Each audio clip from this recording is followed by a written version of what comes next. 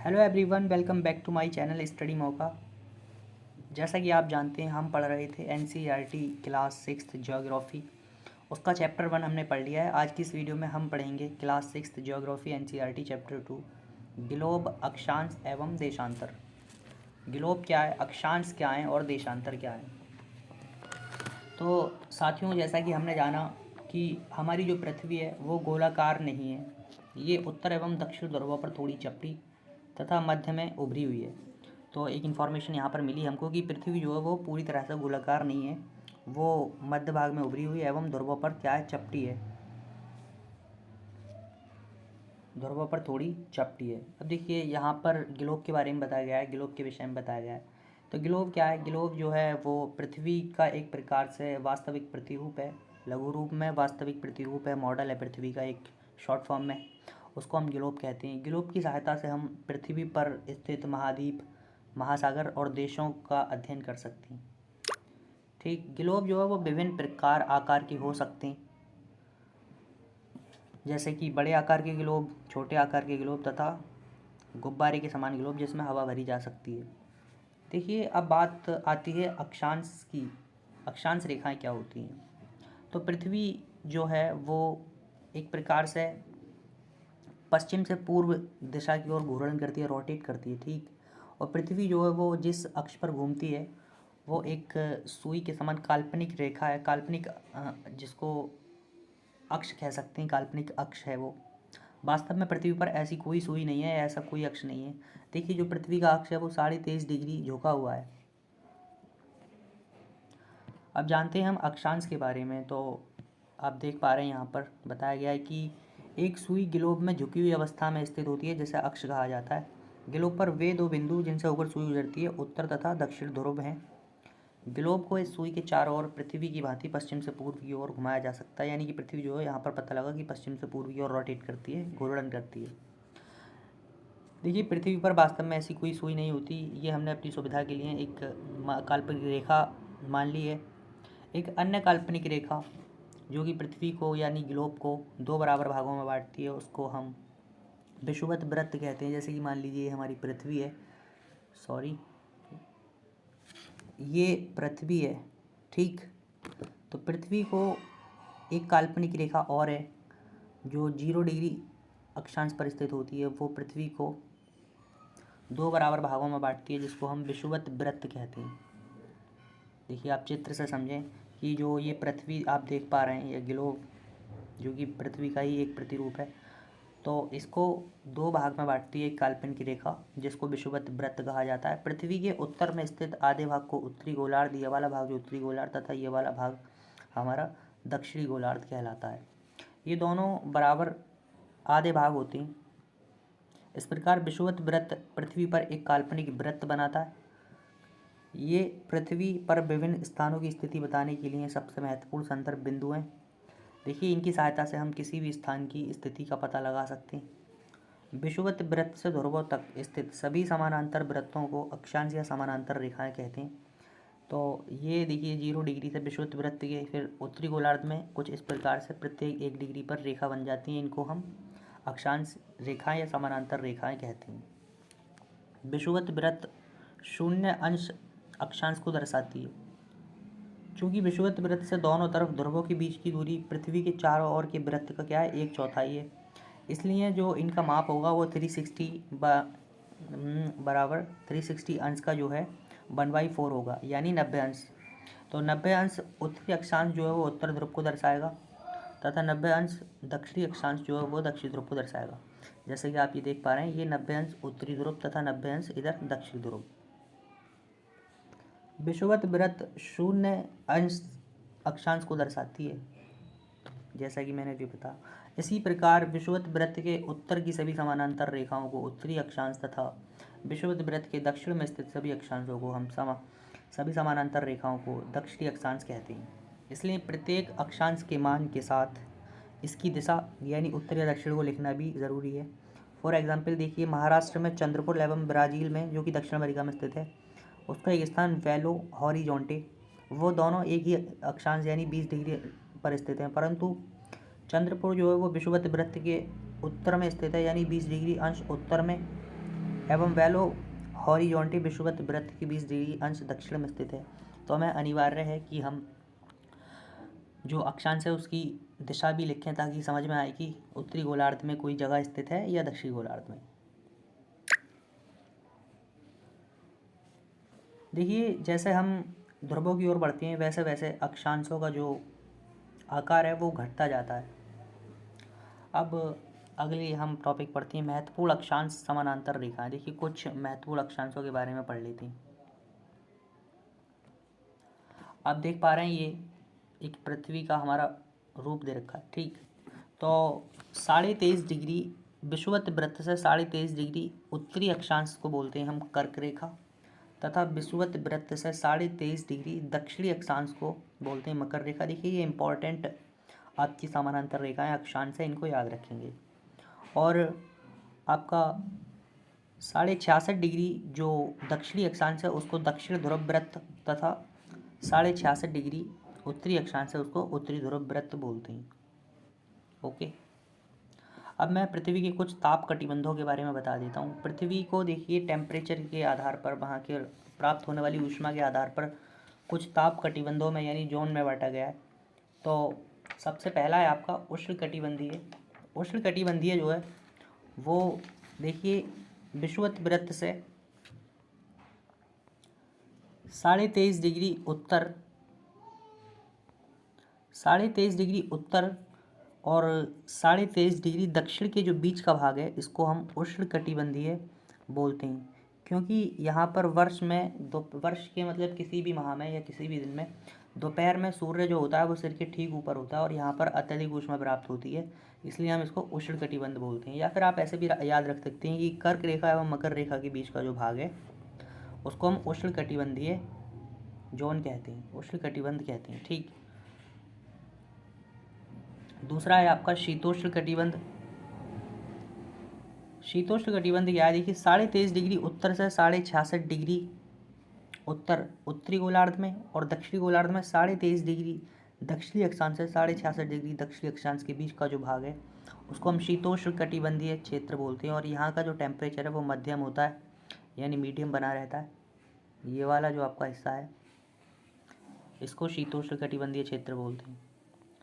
तथा देखिए 66.5 डिग्री उत्तरी अक्षांश से उत्तर ध्रुव के बीच और 66.5 डिग्री दक्षिणी अक्षांश से दक्षिण ध्रुव के बीच का जो भाग है इसको बोलते हैं शीत कटिबंध। और यहाँ पर अत्यधिक ठंड पड़ती है इसलिए इसको हम शीत कटिबंध कहते हैं।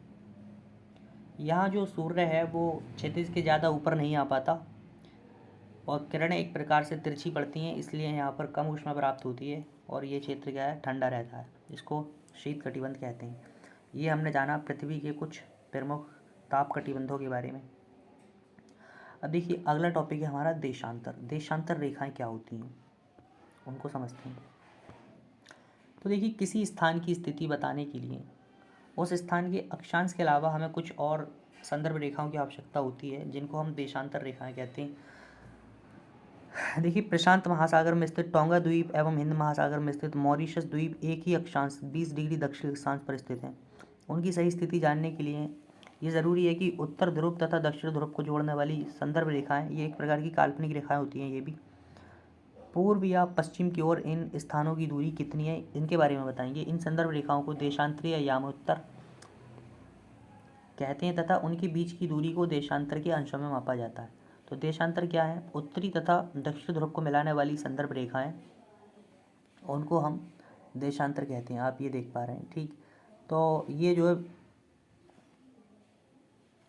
है पृथ्वी को एक प्रकार से वर्टिकल फॉर्म में जो है दो पार्ट में डिवाइड करती हैं, पश्चिम तथा पूर्व। ये आपका पश्चिम वाला भाग और ये पूर्व वाला भाग, ठीक, ताकि हम आसानी से बता सकें कि कौन सी जगह कहाँ स्थित है। तथा उनके बीच की दूरी को देशांतर के अंशों में मापा जाता है। प्रत्येक अंश को मिनट में तथा मिनट को सेकंड में विभाजित किया जाता है। ये अर्धवृत्त बनाते हैं तथा उनके बीच की दूरी ध्रुवों की तरफ बढ़ने पर घटती है और ध्रुवों पर शून्य हो जाती है, जहाँ सभी देशांतरीय यामोत्तर क्या होते हैं, आपस में मिल जाते हैं। आप देखिए चित्र की सहायता से समझें। यहाँ पर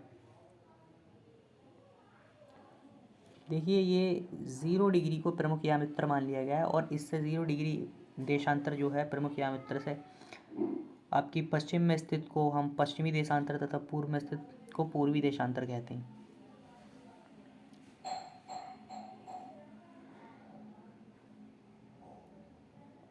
अक्षांश या समानांतर रेखाओं से भिन्न सभी देशांतर यामोत्तर की लंबाई जो होती है वो समान होती है, इसलिए इन्हें सिर्फ मुख्य संख्याओं में व्यक्त करना कठिन था। तब सभी देशों ने निश्चय किया कि ग्रीनिच जो है, जहाँ ब्रिटिश राज की वेधशाला स्थित है, वहाँ से गुजरने वाली यामोत्तर से पूर्व और पश्चिम की गिनती शुरू की जाए। यानी इस यामोत्तर को प्रमुख यामोत्तर मान लिया और इसका मान 0 डिग्री देशांतर होता है तथा यहाँ से 180 डिग्री पूर्व और 180 डिग्री पश्चिम तक हम गणना करते हैं। प्रमुख यामोत्तर तथा 180 यामोत्तर मिलकर पृथ्वी को दो समान भागों पूर्वी गोलार्ध और पश्चिमी गोलार्ध में विभक्त करते हैं। ये आपका पश्चिमी गोलार्ध, ये आपका पूर्वी गोलार्ध, पश्चिमी और ये आपका पूर्वी गोलार्ध, ठीक है। इसलिए किसी स्थान के देशांतर के आगे पूर्व के लिए हम पूर्व तथा पश्चिम के लिए हम पश्चिम का पा का उपयोग करते हैं।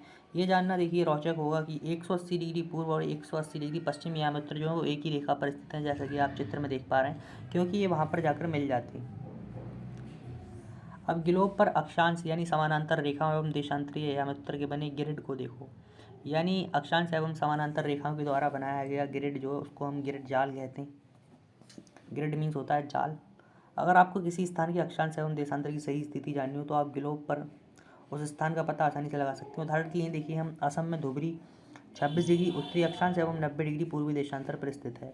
लेकिन देखिए, अगर हमें अक्षांश खाली देखें तो हमें ये पता लग गया कि 26 डिग्री उत्तरी अक्षांश पर स्थित है, परंतु अगर हम देशांतर काल्पनिक रेखाएं ना मानते तो हमें ये पता नहीं लगता कि वो उत्तरी गोलार्ध में पूर्व में स्थित है या पश्चिम में स्थित है। तो देशांतर रेखाओं का महत्व किसी भी जगह की सही स्थिति, बिल्कुल एक्यूरेट स्थिति जानने के लिए काल्पनिक रेखाएं वैज्ञानिकों ने मानी है। अब पढ़ेंगे हम टाइम जोन के बारे में। देशांतर और समय का क्या संबंध है? तो समय को मापने के लिए देखिए, पृथ्वी, चंद्रमा एवं ग्रहों की गति जो है वो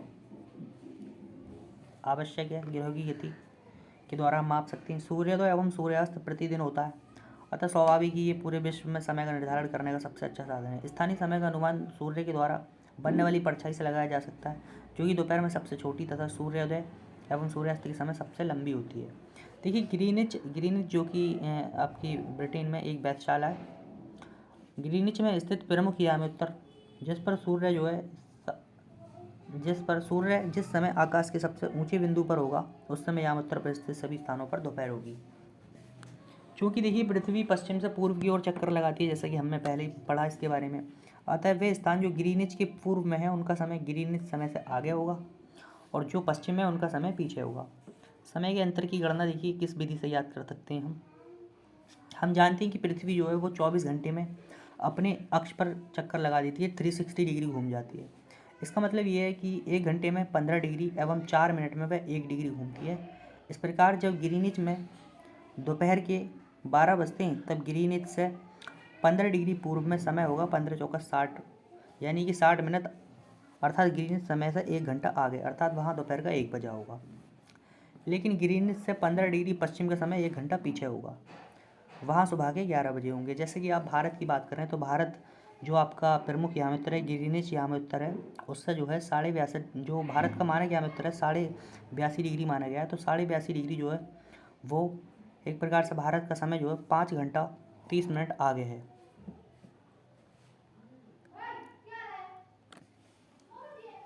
हम मानक समय क्यों मानते हैं? देखिए, अब एक बार मैं आपको चित्र में दिखा देता हूँ, ठीक। तो ये आपका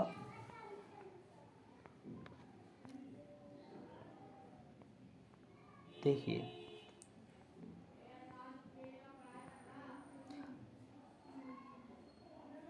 ये आपका प्रमुख यामोत्तर है, ठीक, ग्रीनिच। 1 मिनट रुकें, चित्र से समझाते हैं। ये आपका जो है प्रमुख यामोत्तर है, ठीक है, ये आपका प्रमुख यामोत्तर है। अब देखिए, इससे इधर को पूर्व में जितने भी स्थान होंगे वो एक प्रकार से उनका समय आगे होगा तथा पश्चिम में जितने भी स्थान होंगे उनका समय पीछे होगा, क्योंकि पृथ्वी क्या है, पश्चिम से पूर्व की ओर रोटेशन करती है, चक्कर लगाती है।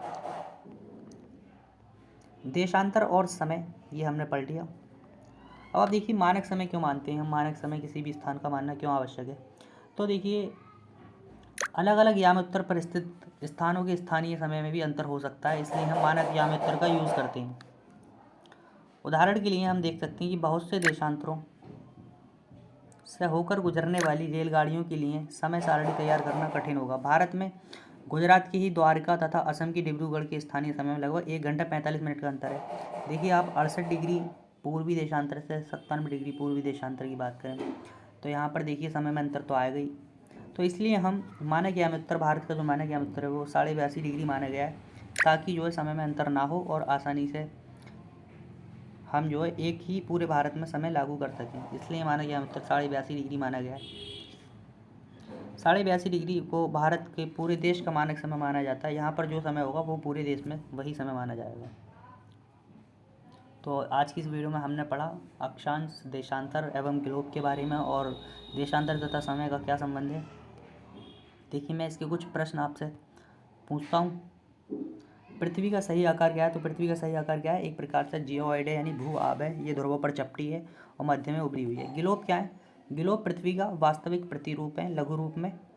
कर्क रेखा का अक्षांशीय मान जैसे कि मैंने आपको बताया था 23.5 डिग्री उत्तरी अक्षांश को कर्क रेखा बोलते हैं तथा 23.5 डिग्री दक्षिणी अक्षांश को मकर रेखा बोलते हैं। पृथ्वी के 3 ताप कटिबंध कौन से? उष्ण कटिबंध, शीतोष्ण कटिबंध तथा शीत कटिबंध, जैसा कि मैंने आपको बताया था। अक्षांश एवं देशांतर रेखाएं क्या हैं? ऊष्मा की सबसे अधिक मात्रा उष्ण कटिबंध क्यों प्राप्त करते हैं? क्योंकि सूर्य की किरणें वहाँ पर क्या है, एकदम ऊर्ध्वस्त पड़ती हैं, सीधी पड़ती हैं।